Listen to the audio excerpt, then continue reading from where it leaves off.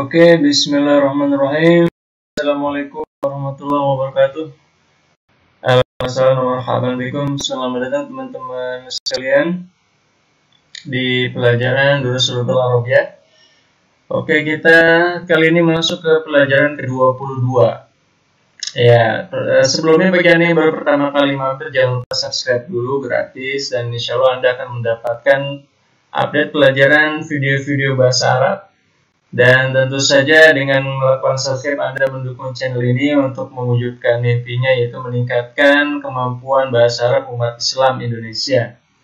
Oke teman-teman sekalian, di sini kita masuk ke pelajaran ke-22 yang ini kali ini tidak ada kosakata saya berikan dan tidak ada kaidah, karena kita langsung masuk ke kaidah langsung ya.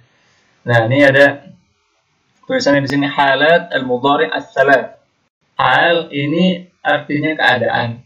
Ya, jadi macam-macam keadaan-keadaan al-mudhari'. Fi'il mudhari'. Fi'il mudhari' ini kata kerja masa sekarang dan masa depan. As-salas yang 3. Jadi ada 3 macam kondisi fi'il mudhari'.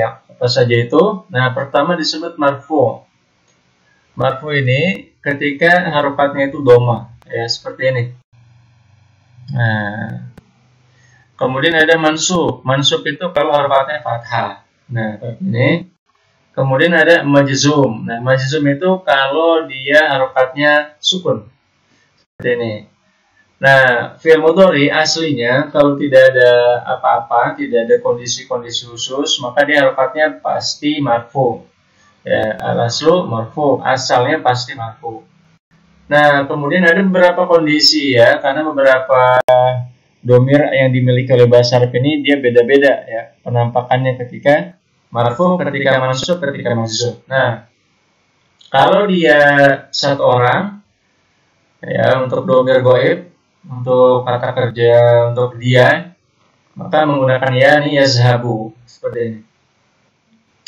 Nah, kemudian kalau di depannya ada huruf ini ya, huruf yang membuat dia nasab ya, huruf nasbi, maka dia berubah harokatnya menjadi fathah. Lan yazhaba. Nah, jadinya yazhabu jadi lan yazhaba. Nah, kemudian kalau ada huruf jazm, nah ini disebut huruf jazm ya. Huruf yang membuat harokat berubah menjadi sukun, maka harokatnya berubah jadi sukun. Ya, jadi asalnya dia kayak gini, yazhabu. Nah, tapi kalau ada huruf-huruf yang mendahulunya, nah, dia berubah nih. Nah, kalau lan ini artinya tidak akan. La yanfa, tidak akan berguna. La yu'mina, tidak akan beriman, dan lain sebagainya. Lan yakula, dia tidak akan makan. Kalau lam artinya belum. Jadi lam yazhab, belum berangkat. Yazhab artinya berangkat. Nah, jadi kalau dia hamid yazhab, ini dia harokatnya sukun doma ya. Kalau dikasih lan harokatnya jadi fathah, kalau dikasih jazam lam harokatnya jadi sukun ya. Hamid yazhabu, hamid lan yazhaba, hamid lam yazhab. Nah, itu perubahan kalau domirnya huwa. Nah, kalau domirnya anta gimana? Kalau kamu sama ya, kamu sama aku, dia sama, kayak gini. Nah, nanti kita bahas di bawahnya. Kemudian atulab yazhabun. Nah, kalau domirnya untuk jamak ya, orang ketiga jamak, maka pakainya ada nunnya di belakang nih. Lan atulab yazhabuna. Yazhabuna. Nah, kalau ada lan ya, untuk bentuk nasab itu dia hilang nunnya, diganti dengan alif. Ya, Anda jangan lupa ya, kalau Anda nulis belajar imla nih buat yang pesantren atau mungkin di madrasah, itu ada alifnya. Jadi ketika ada berubah jadi lan dan jadi nasab ya, mansub, maka hilang nunnya, diganti alif. Jadinya lan yazhabu.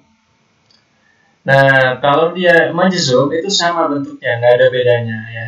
Lam yazhabu sama.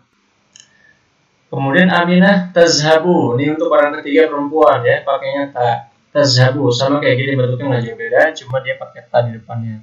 Aminah tazhabu, lan tazhaba, lam tazhab, sama. Nah, kalau untuk jamak perempuan ya, maka dia pakai nun ya, dan huruf sebelum nunnya pakai sukun. Jadi at-thalibat yazhabna. Nah, lihat kalau di sini kan yazhabuna pakai waw ya, sini nggak ada wawnya, tapi ba-nya ini dibuat sukun. At-thalibat yazhabna. Lan yazhabna sama ya.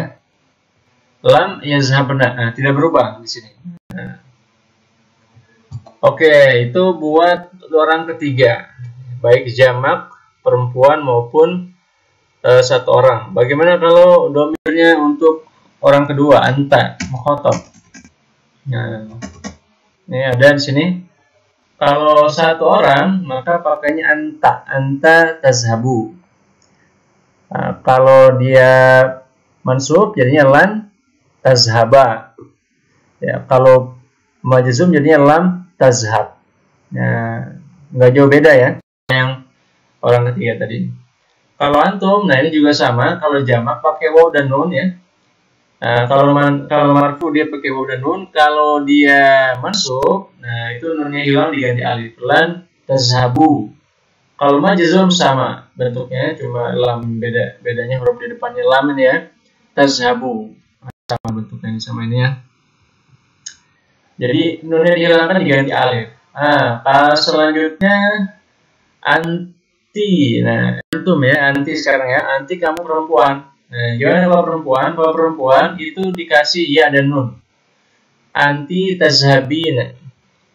Lan tazhabi. Nah, kalau dia mansub itu nunnya hilang. Nah, jadi gini, lan tazhabi. Nah, kalau majzum ya pakai lam tazhabi. Nah, ini dia juga sama nih. Nunnya hilang. Lan lam tazhabi. Oke, kalau antunna kalian perempuan. Nah, tazhabna ini sama ya. Tazhabna tidak berubah bentuknya. Cuma kondisinya aja yang berubah. Jadi kalau di nahwu nanti dalam i'rab ya.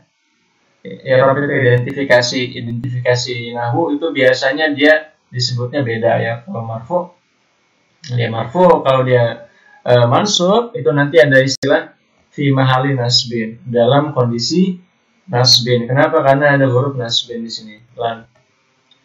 Tapi bentuknya sama ya, bentuknya sama. Itu untuk kajian nahwu lebih jauh nanti.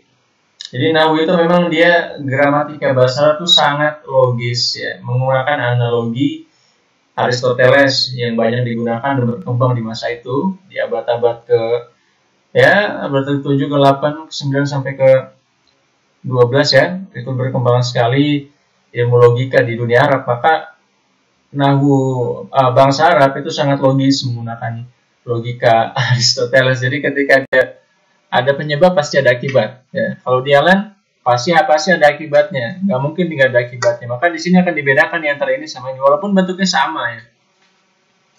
Tapi dia jadi orang-orang analis bahasa Arab belakangan menganggap ini terlalu berlebihan. Maka Anda juga nggak perlu menghafal i'rab sedetail itu sebenarnya untuk memahami bahasa Arab, karena orang Arab sendiri itu mereka banyak yang nggak paham i'rab ya, identifikasi kondisi gramatika itu mereka banyak nggak paham. Tetapi ya bagus juga kalau tahu ya. Kalau nggak tahu juga nggak apa-apa, karena tidak terlalu berpengaruh kepada pemahaman. Karena bentuknya sama persis kayak gini ya.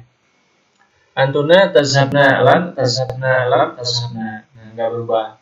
Jadi perubahannya hanya ada di ini dua ini ya, tiga ini ya. Jadi kalau antuna dan hunna itu dua-duanya tidak berubah di sini. Sama persis dalam tiga kondisi. Raf'u, nasab sama jazm semuanya tetap ya. Oke, selanjutnya untuk apa namanya kata kerja pelaku pertama ya, orang pertama. Ana azhabu, lan azhaba, lam azhab. Nahnu nazhabu, lan nazhaba, lam nazhab. Ya, di perubahannya sama. Kalau dia mansub dia pakai fathah, kalau majzum dia pakai sukun. Ya, inilah tiga perubahan fi'il mudhari di berbagai domirnya. Kita sudah bahas, dan ini ya bagus sekali kalau Anda hafal, dan sebenarnya lama-lama hafal sendiri kalau Anda sering berinteraksi baik melalui pendengaran maupun bacaan tulisan. Ya, ini dia. Terima kasih, dan ini hubungannya ke nahwu ya. Jadi ini memang buku Durusul Lughah ini dia menggunakan teori wahdah, artinya semua gramatika, kosakata, kemudian suara itu disatukan jadi satu paket pelajaran ya.